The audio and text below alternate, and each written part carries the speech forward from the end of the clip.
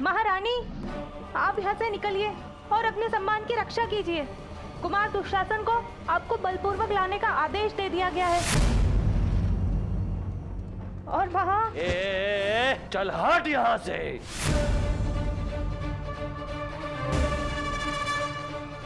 मेरी अनुमति के बिना मेरे कक्ष में प्रवेश करने का दुस्साहस कैसे किया तुमने? मैं साम्राज्ञी हूँ, हस्तिनापुर की कुलवधू, तुम्हारी भाभी हूँ।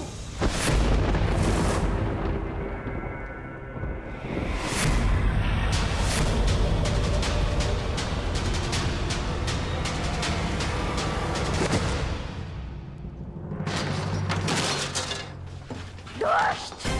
इतना बड़ा अपमान! भूल मत कि मैं याज्ञसेनी द्रौपदी हूँ। अपने सम्मान की रक्षा करना मुझे भली भांति आता है। न तुझ में इतना साहस है और न उस नीच दुर्योधन में कि मुझे दासी बनाकर अपने समक्ष प्रस्तुत कर सके। अग्नि की शिखा को बांधा नहीं जा सकता दुशासन। और यदि साहस है तो गुरुवंश की कुलवधू को महारानी की उपस्थिति में ले जाने का प्रयत्न करो।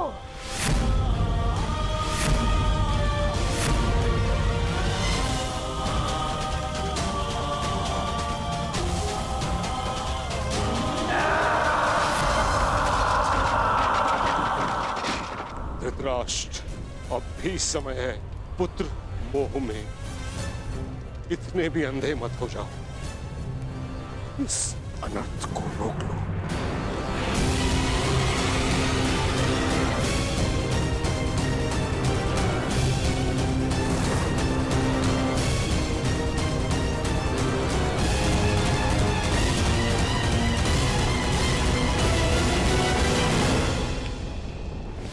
इस अनर्थ की अग्नि को इतना भी प्रज्वलित ना करो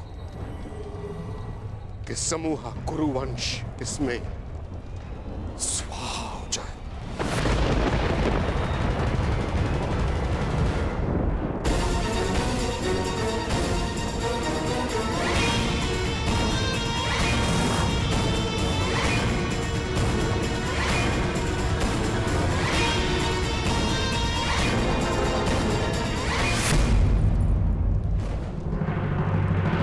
दासियों के मस्तक पर चूड़ामणि शोभा नहीं देती।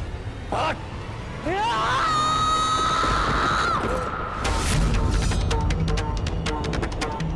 परंतु वीरांगना के हाथ में खड़ग अवश्य शोभा देता है। दुष्ट दुशासन!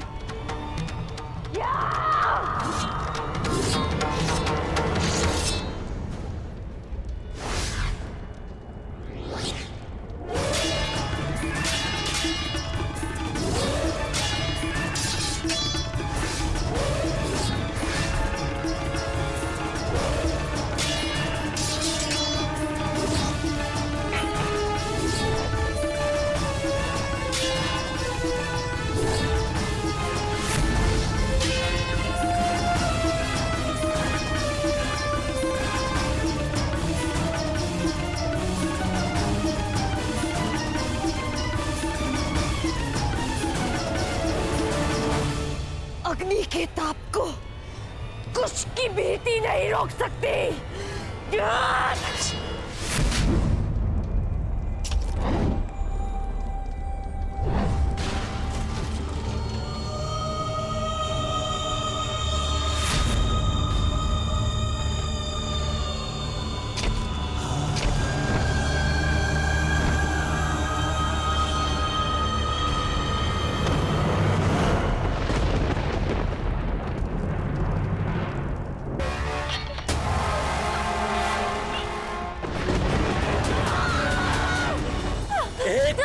तुझे क्यों समझ में नहीं आती दासी कि तेरा प्रतिकार जितना बढ़ेगा तेरे अपमान की पीड़ा उतनी ही बढ़ेगी।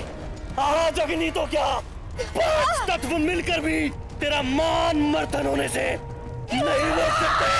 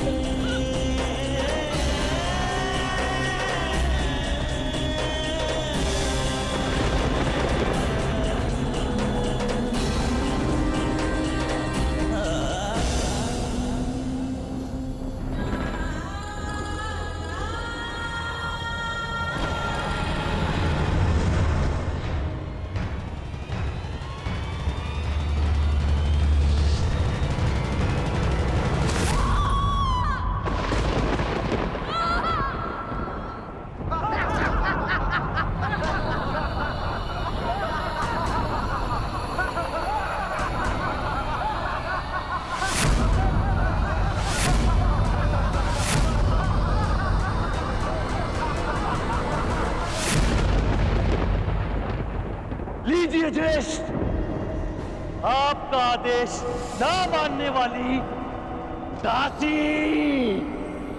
दंड के लिए प्रस्तुत है। दुशासन!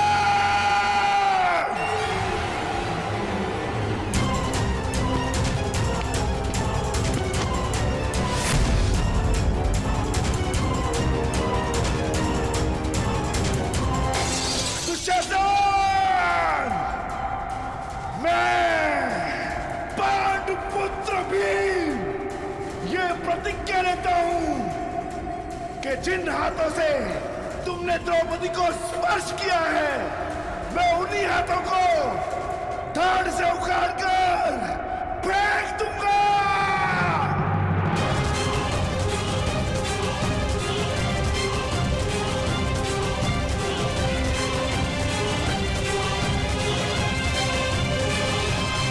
स्वप्न मत देखो दास, प्रतिज्ञा तो तब पूर्ण होगी जब तुम स्वतंत्र हो जाओगे।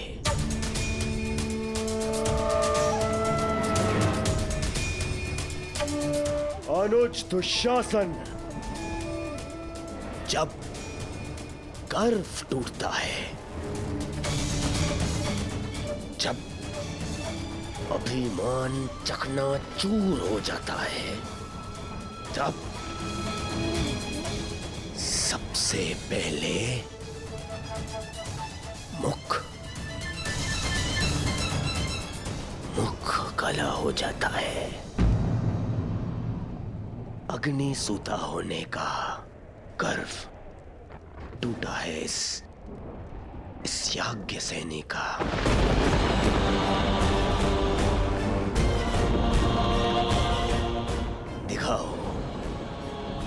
दिखाओ इस दासी द्रौपदी का मुख।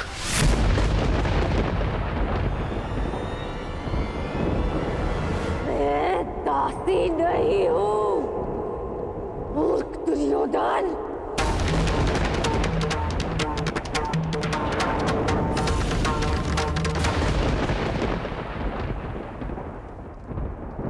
मैं साम्राज्ञी हूँ। तुम्हारी चौसर पर पड़ा कोई मेरू नहीं, जिसे जब जी चाहे उठाकर फेंक दोगे।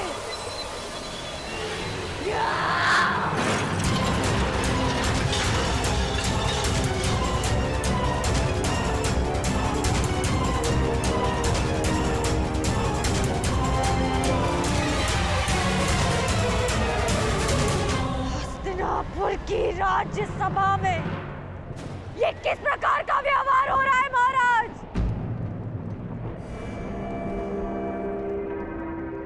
मैं कुरुवंश की कुलवधू हूँ,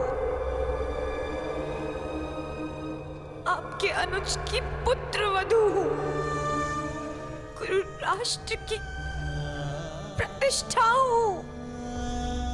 हस्तिनापुर की लक्ष्मी बनकर मैंने इस नगर में प्रवेश किया था महाराज, और आज मुझे यहाँ इस प्रकार इस सभा में लाया जा रहा है।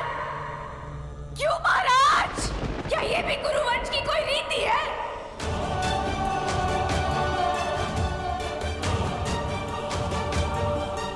पितामह, आप तो हस्तिनापुर की प्रतिष्ठा के रक्षक हैं, तो आज हस्तिनापुर के सम्मान का अंत होता हुआ आप कैसे देख सकते हैं? आप तो स्वयं माता गंगा के पुत्र हैं पितामह, वो तो पतित पावनी है। फिर आपके सामने ये पाप होता हुआ आप कैसे देख सकते हैं पितामह?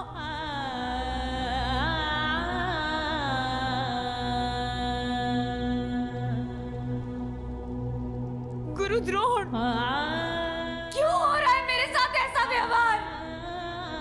क्या अस्त्र शस्त्र का ज्ञान देते समय लज्जा की शिक्षा देना भूल गए थे आप अपने शिष्यों को?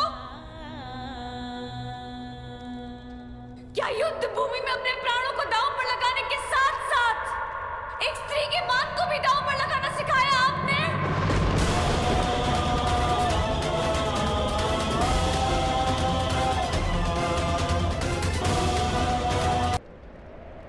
आप तो नीति के महान ज्ञाता है काका श्री विदुर। तो इस समय आपकी नीति शांत क्यों है? महाराज से तो विधाता ने देखने की क्षमता छीन ली, परंतु अनीति का विरोध करने का साहस आपसे किसने छीन लिया?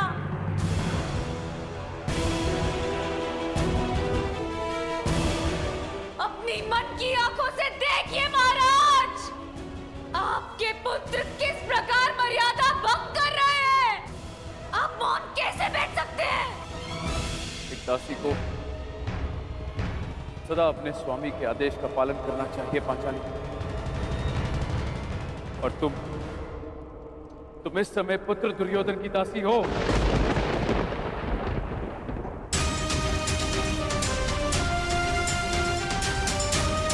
मैं कैसे दासी हो गई?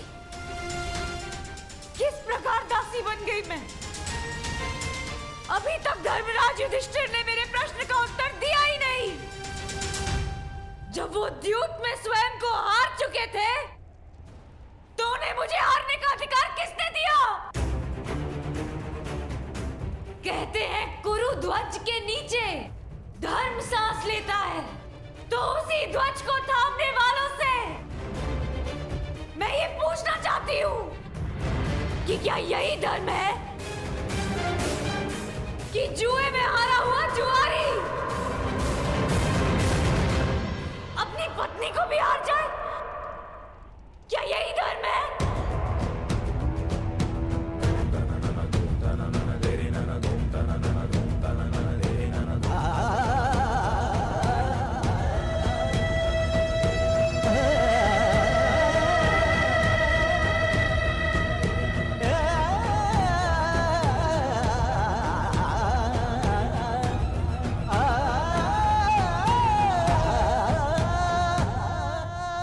आर्यव्रत के महान शूरवीर पांडव,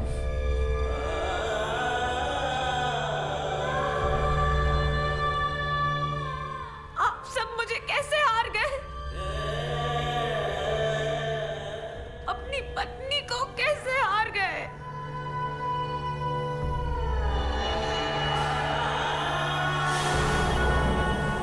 किसकी आज्ञा से? किसकी अनुमति से? किस अधिकार से?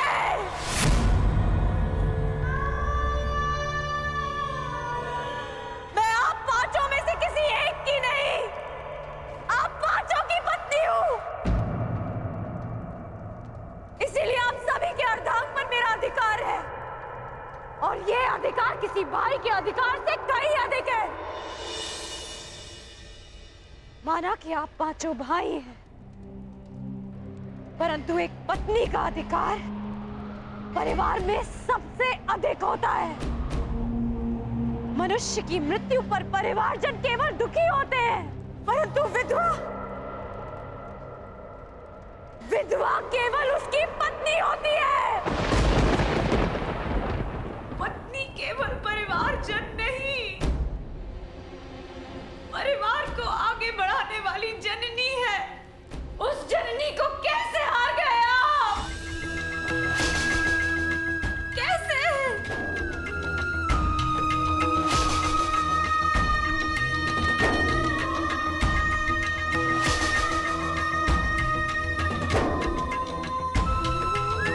क्या धर्मराज युधिष्ठिर ने आप चारों अनुजों से मुझे दांव पर लगाने की अनुमति ली थी?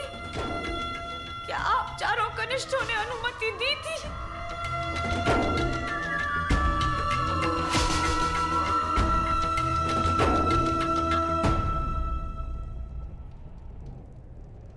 यदि नहीं तो फिर कैसे?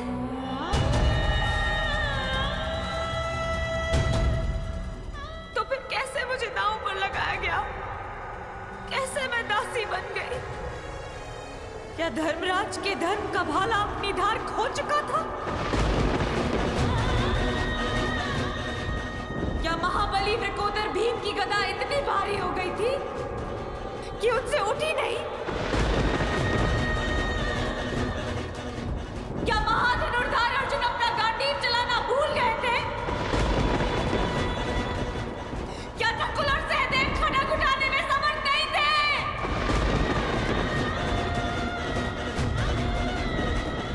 फिर कैसे मेरा अपमान हो जाने दिया आप सबने? इस सभा में उपस्थित प्रत्येक मनुष्य से मेरा प्रश्न करने का अधिकार है, परंतु मैं केवल आप सबसे यह प्रश्न करना चाहती हूँ कि जिसके साथ अग्नि को साक्षी मानकर सप्तपदी लिए, क्या उस स्त्री को एक वस्तु समझ लिया आप सबने?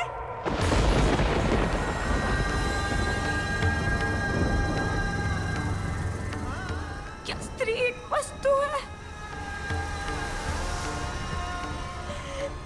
कि जब जी चाहा दांव पर लगाया और जीत लिया? क्या स्त्री का मान एक खिलौना है कि जब मन चाहा सजा कर रख दिया और जब मन चाहा पांव तले कुचल दिया? क्या स्त्री का घर पुरुषों की इच्छा पर चलने वाला दास है? क्या स्वयं को श्रेष्ठ सिद्ध करने के लिए धर्म पुरुषों को एक स्त्री का अपमान करने की आज्ञा देता है?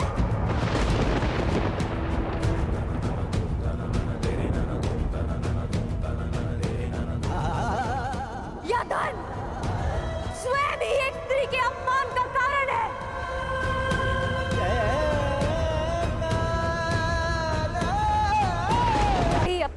दास स्वीकार कर लिया,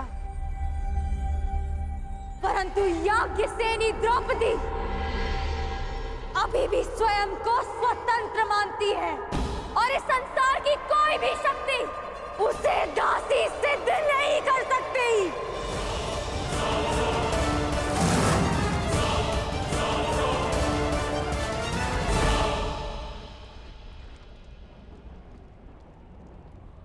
शांत शांत हो जाओ द्रौपदी। सम्मान का प्रश्न तो पुरुषों से पूछा जाता है।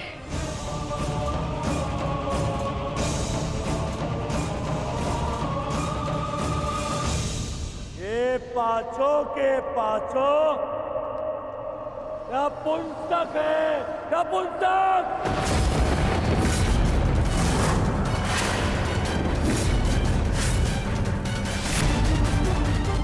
कैसे नपुंसकों को अपना पति बना लिया है।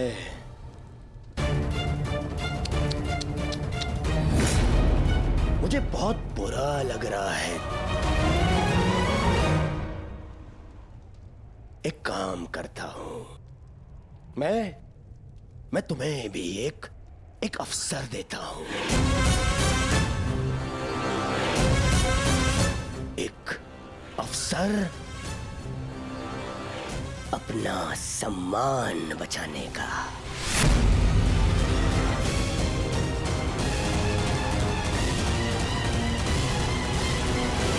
मुझे अपना लो द्रौपदी।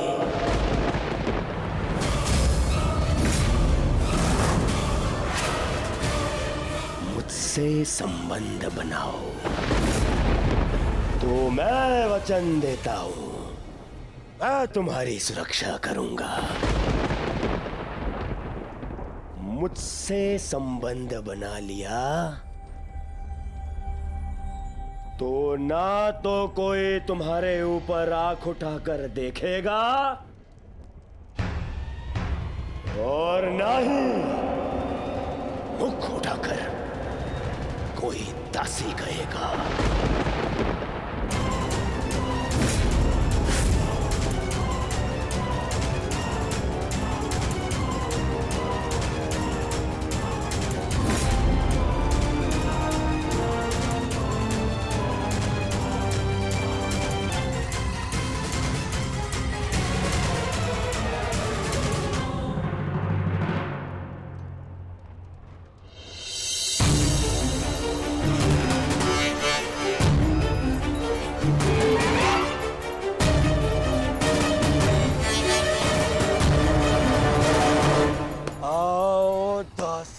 द्रौपदी आकर मेरी गंगा में बैठो।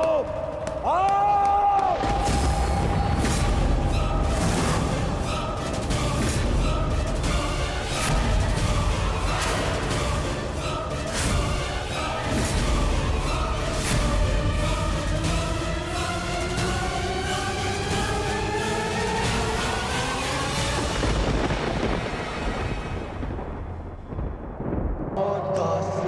द्रौपदी आकर मेरी गंगा में बैठो। आओ!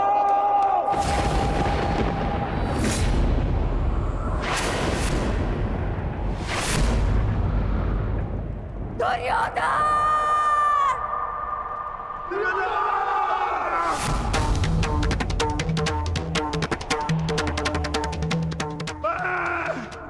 पांडुपुत्र भीम, ये प्रतिज्ञा लेता हूं कि मैं तुम्हें ऐसी मृत्यु दूंगा कि संपूर्ण भूमि सदियों तक कांप उठेगी।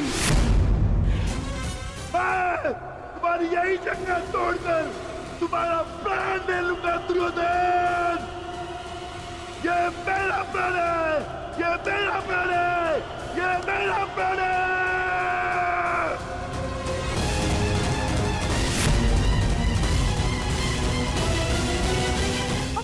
कुलवधू का ऐसा अपमान देखने के लिए आपके पास आंखें तो नहीं है महाराज, पर कान तो है।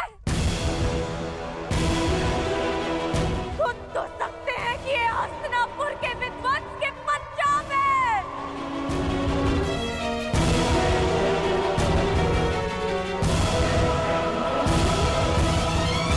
इस समय मैं कुछ नहीं कर सकता पांचाली।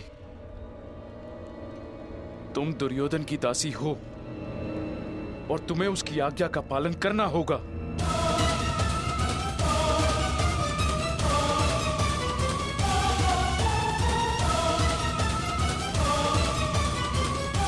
आओ दासी द्रौपदी,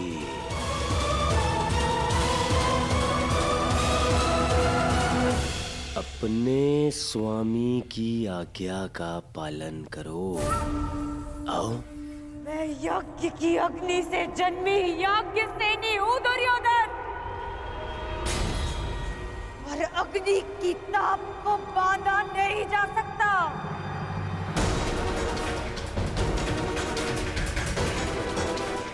मैं दासी नहीं हूँ, मैं स्वतंत्र हूँ, और मैं अभी इसी क्षण इस राजसभा का तिरस्कार करती हूँ।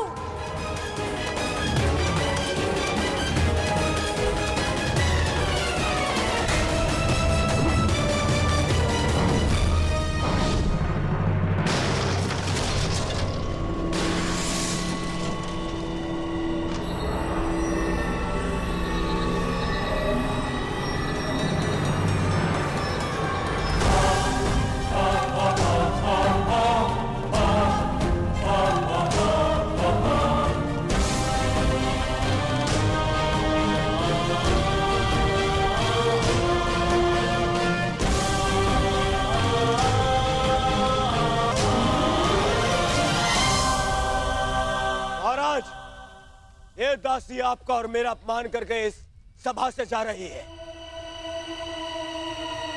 क्या इसे दंड देने का अधिकार है मुझे? द्रौपदी, यदि तुमने दुर्योधन की आज्ञा नहीं मानी तो तुम दंड की पात्र होगी।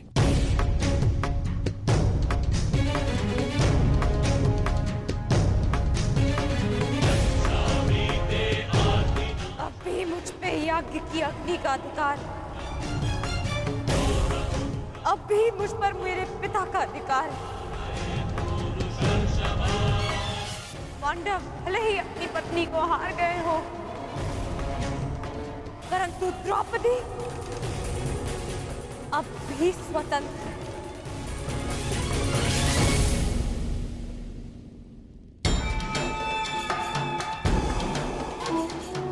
जब तक मन से स्वतंत्रता का मान नहीं जाता,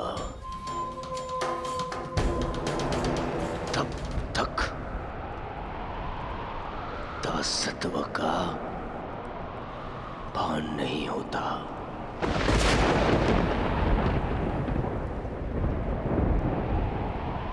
तो फिर छीन लो आन इसका।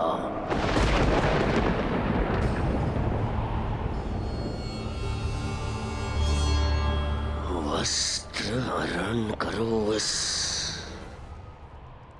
इस दासी का।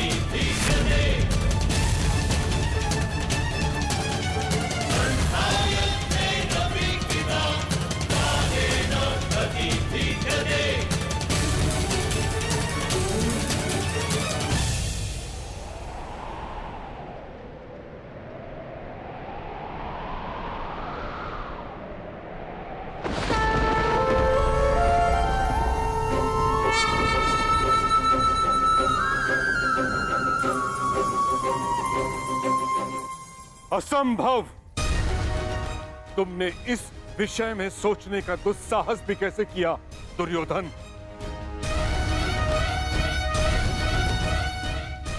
जब मनुष्य पर नाश चाहता है, पहले उसका विवेक हार जाता है दुर्योधन। अपने विनाश को आमंत्रण मत दो।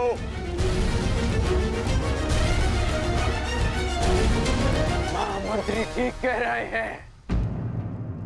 ऐसा अनर्थ मत करो, मत करो। अनर्थ तो अब होगा इस सभा में। आज्ञा दीजिए भ्राताश्री, हम इनका सर्वनाश कर देंगे।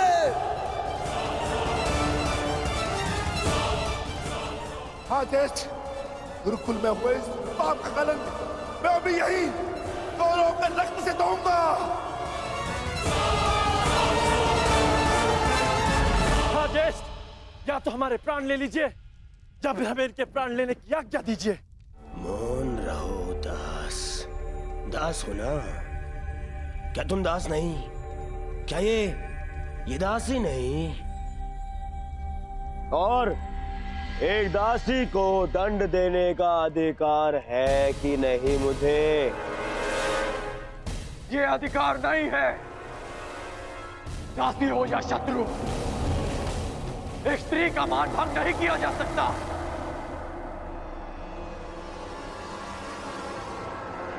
और वो एक कुलवधू है।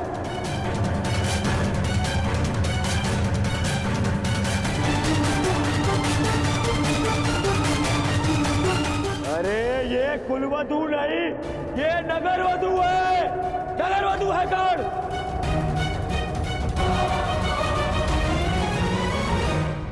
तुम बताओ कर्ण, जो हर 2 महीने में अपना पति बदले, वो कौन है?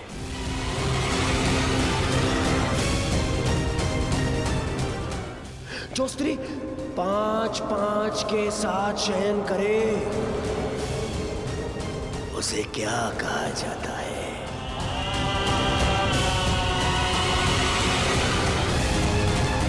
बताओ कर्ण।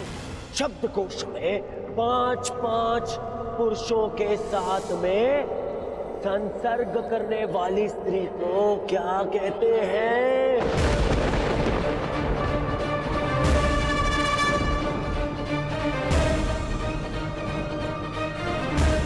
कर्ण, तुम्हें अपने गुरु परशुराम की सौगंध, मेरी मित्रता की सौगंध है कर्ण। तुम्हें बोलना होगा। तुम्हें सौगंध है कर्ण?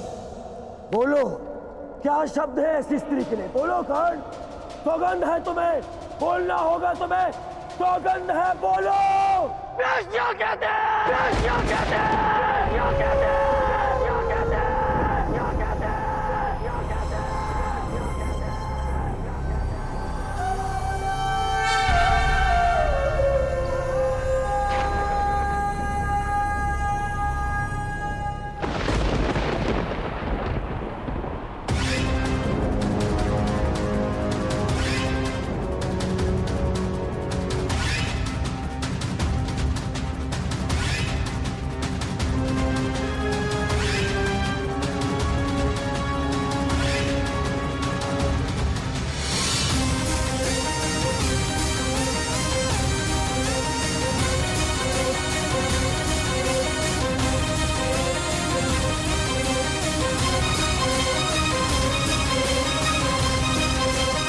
अकेले में वस्त्र उतारे या सबके सामने, कोई अंतर नहीं। उससे उसका मान भंग नहीं होता, अपितु दर्शकों को आनंद मिलता है। दुर्योधन, इसे क्षण बंद करो ये सब। अपने विनाश को आमंत्रण मत दो दुर्योधन। दुर्योधन, ऐसा प्रतीत होता है कि इस समय तुम्हें वस्त्र हरण करने का विचार त्याग देना चाहिए, क्योंकि यदि इस समय वस्त्र हरण किया तो इस सभा में बैठे महापुरुष अपने वचनों को तोड़कर हमारे प्राण भी हर सकते हैं। इस दासी के वस्त्र हरण से पूर्व तुम्हें इन वीरों का शस्त्र हरण कर लेना चाहिए। ठीक है मामा श्री।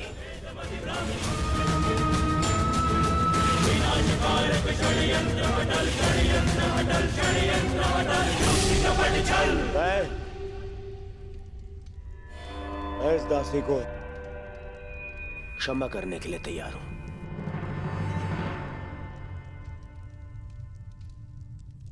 परंतु एक स्थिति में कि यहां बैठे सभी स्वतंत्र वीर मेरे समक्ष अपनी सेवा स्वीकार करेंगे।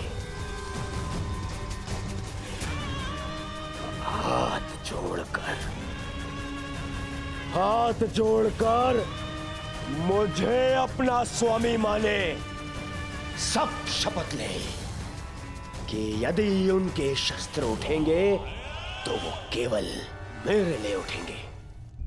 यदि स्वीकार है तभी मैं इस दासी को क्षमा कर सकता हूं।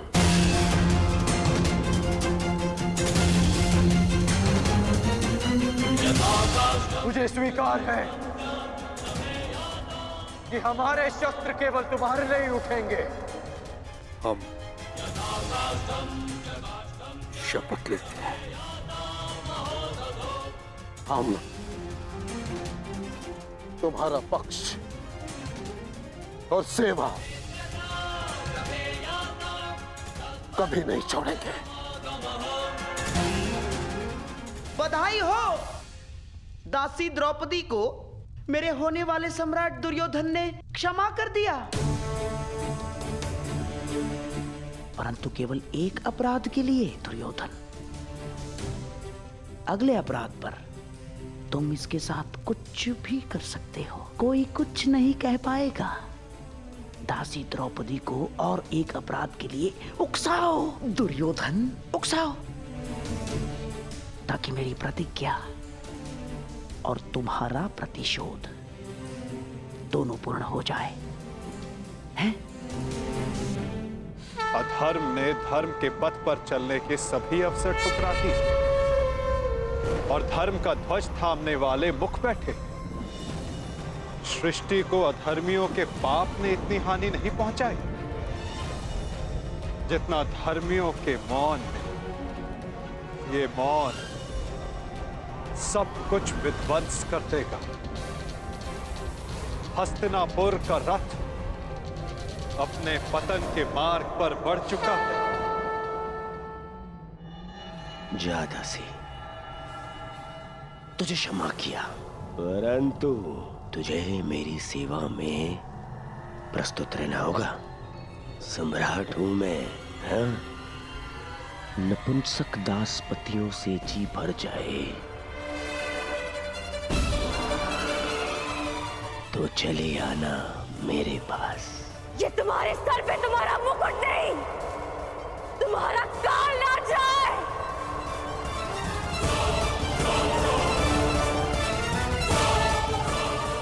नीच! बहुत हो गया। एक बार क्षमा करने के पश्चात भी इस दासी ने वो दंडता दिखाई है।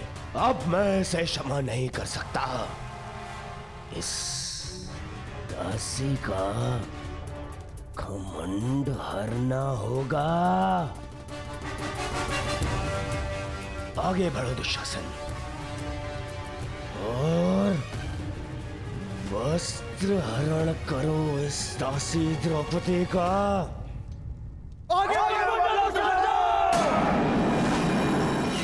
सर्वनाश हो जाएगा। हमारे दिए वचन का अनुचित लाभ मत उठाओ दुर्योधन। कौन रहिए आप सब?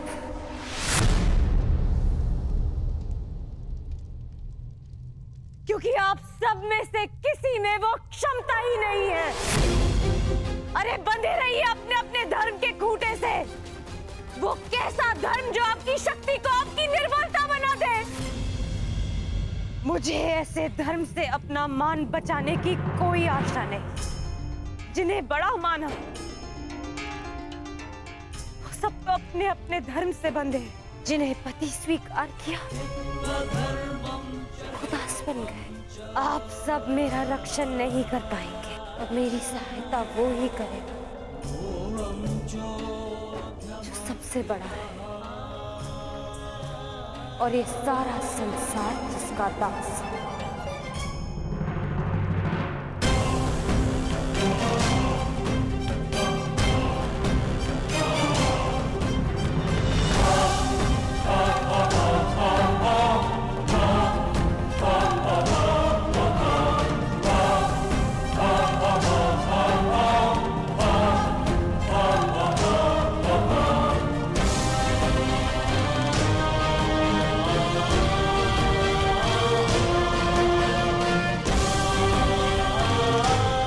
आगे बढ़ो दुशासन, आज परीक्षा तुम्हारे बाहुबल की नहीं,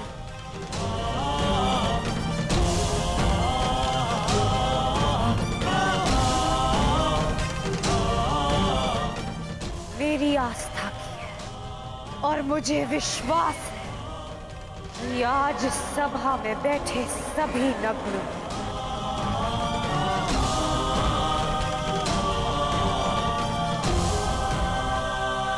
और द्रौपदी की रक्षा करने आप स्वयं आएंगे गोविंद।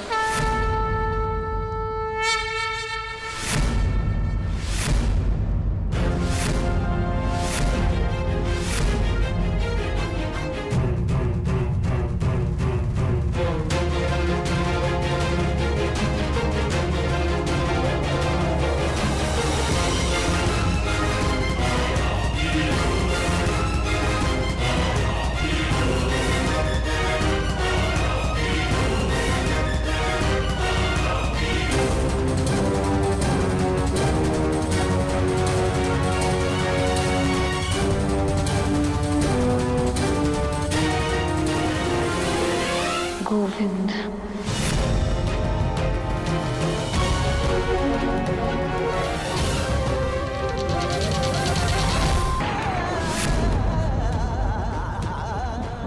गोविंद,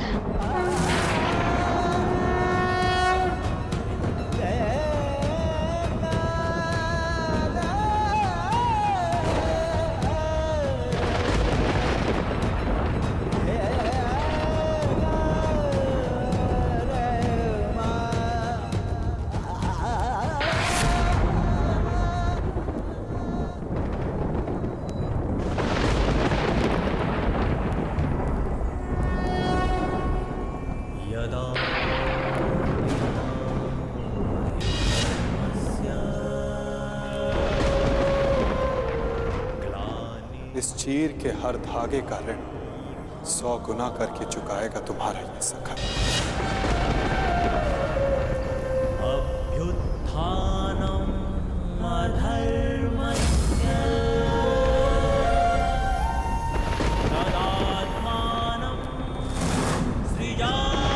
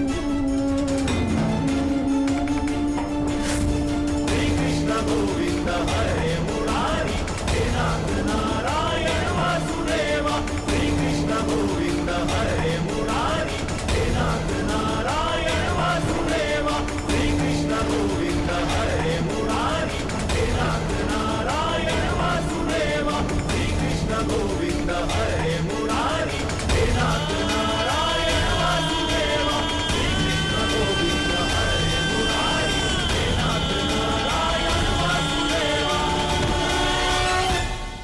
अनुज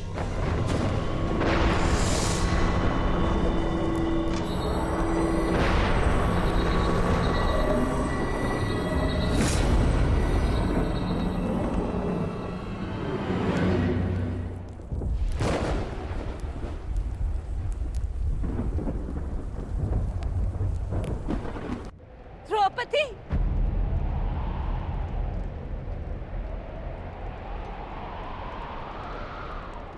पुत्री द्रौपदी,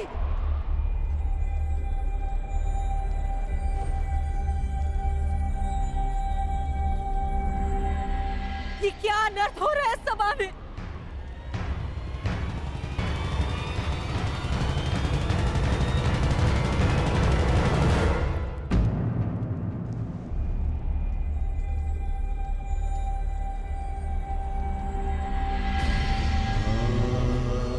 मेरे निकट मत आइएगा माता श्री। मैं मलिन हूँ। नहीं नहीं पुत्री, मेरी पुत्र वधु मलिन नहीं हो सकती। मैं आपकी पुत्र वधु नहीं,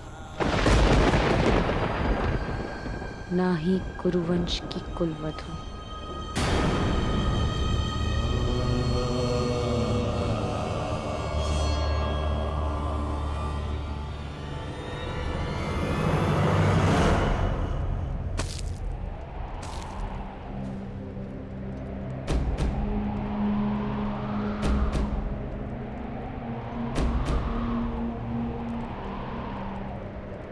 और ना ही आपके पुत्रों की पत्नी।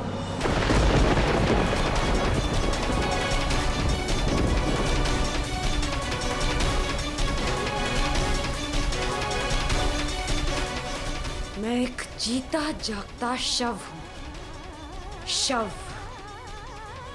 इस संसार की स्त्रियों की लुटी हुई मर्यादा का मैं कुंड हूं, इस सृष्टि की सभी स्त्रियों के आंसुओं का। आज मैं अग्नि नहीं, आज मैं अग्नि सुता नहीं, स्वयं अग्नि हूं।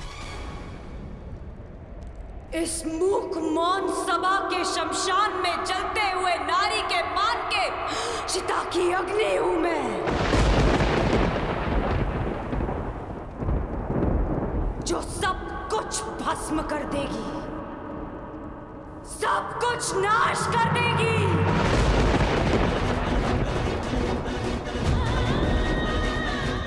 मैं जीव नहीं, साक्षात मृत्यु हूं, केवल मृत्यु। इस सभा में उपस्थित प्रत्येक अधर्मी की केवल मृत्यु।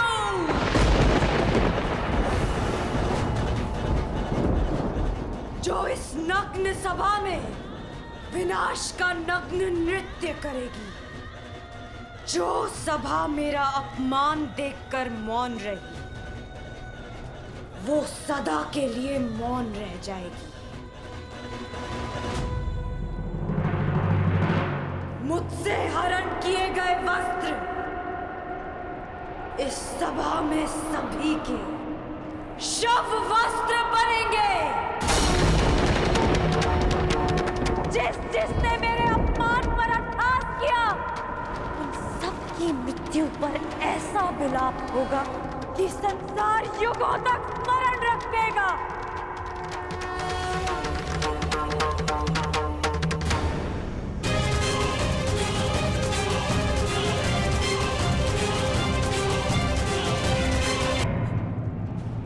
इन्हें श्राप मत दो। अपनी ज्येष्ठ माता की बात सुन लो। क्यों सुनूं मैं किसी की? क्यों? जब मेरी चीत्कार किसी ने नहीं सुनी तो फिर क्यों? क्षमा कर दो पुत्री। मेरा श्राप ही क्षमा है महारानी, क्योंकि यदि दंड दिया तो इसी जीवन के प्रत्येक क्षण में नर्क का अनुभव होगा इन्हें।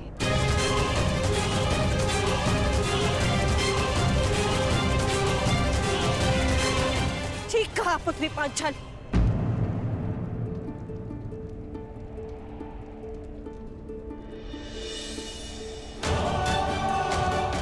इन सबको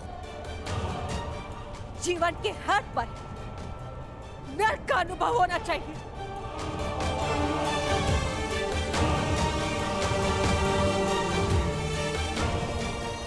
हस्तिनापुर के रक्षकों के मध्य, हस्तिनापुर के आचार्यों के रहते, संसार के सबसे बड़ी नीतिवानों के मध्य यह नर्क कैसे हुआ?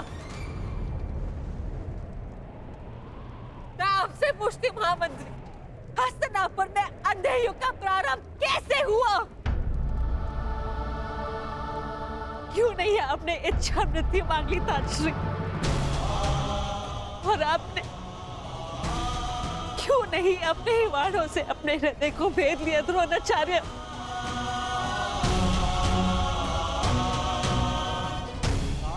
आज तुम्हारे मौन रहने के कारण देवताओं पर से विश्वास उठ चुका है मेरा। कैसे होने दिया ये अपना? कैसे बन गए इनके दास? कैसे? मैं द्वारका से कृष्ण की नारायणी सेना लेकर आऊंगी और बलराम के बल से विनाश कर दूंगी इसका।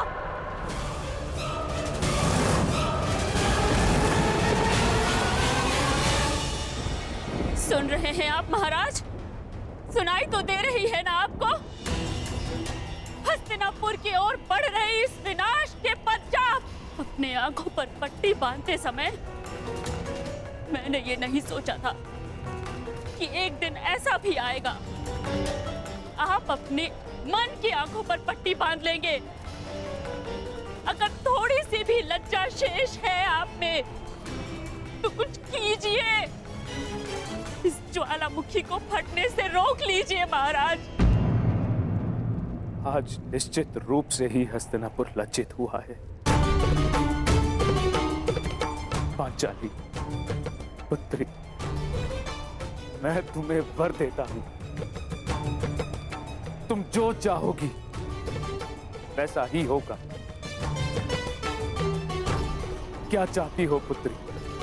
मांगो, मेरा वचन है तुम्हें। एक स्त्री के लिए उसका मान सबसे बड़ा होता है और इस सभा में पहले उससे उसका सब कुछ छीन लिया और अब ये प्रस्ताव रख रहे हैं कि जो वर मांगोगी मांग लो। अब मैं मांगूंगी नहीं, दूंगी, श्राप दूंगी। मैं याज्ञसेनी इस गुरुकुल को श्राप देती हूँ कि क्षमा करो, मेरे मूर्ख पुत्रों को श्राप देकर उनका त्राण मत करो। तुम्हें जो चाहिए वो मांगो, परंतु श्राप मत दो। मुझसे जो छीना गया वो मुझे कोई नहीं लौटा सकता, परंतु इस अधर्मी खेल में मेरे पतियों से जो छीना गया वो उन्हें लौटा दीजिए।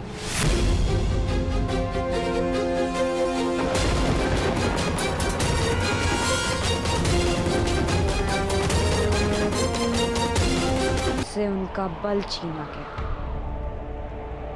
शस्त्र छीने गए, उनका राज्य छीना गया। उन्हें उनका बल, उनका मान, उनके शस्त्र और उनका हारा हुआ राज्य लौटा दीजिए।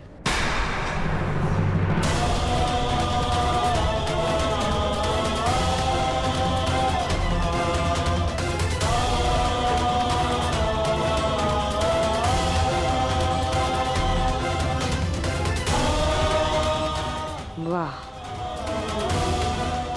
अब भी मौन है सब। और आप कह रहे थे दिया, जो तुमने मांगा दिया। पांडवों का राज्य, संपत्ति, शस्त्र और बल मैं सब लौटाता हूं।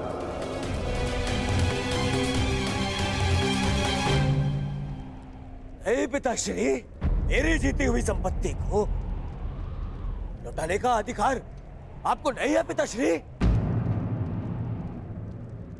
मैंने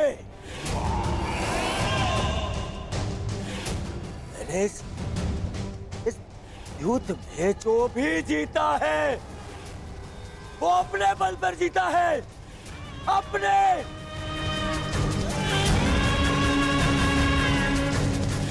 बिना छल के जीता है, बिना युधिष्ठिर को विवश किए जीता है, बिना धर्म किए जीता है। फिर क्यों मैं इसे लौटा दूं? क्यों? आप बताइए महामंत्री, पितामह आप बताइए, आप सब बताइए। क्या इस युद्ध में कोई भी अधर्म हुआ है? कोई भी?